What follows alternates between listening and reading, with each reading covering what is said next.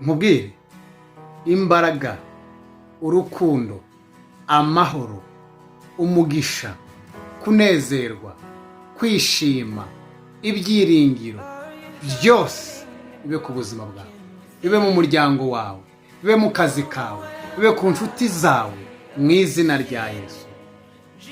Kubohoka, kwaguka, gutera imbere bibe mu muryango wawe, bibe kuri wowe, mu izina rya Yesu Kristo w'i Nazareti.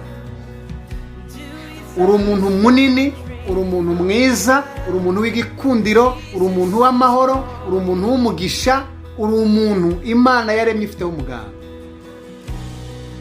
Uri umuntu ufite agaciro mu muryango wawe, mu muryango nyarwanda, mu muryango waho utuye, uri umuntu w'agaciro. Imana y'amahoro iguhe umugisha mu izina rya Yesu Kristo.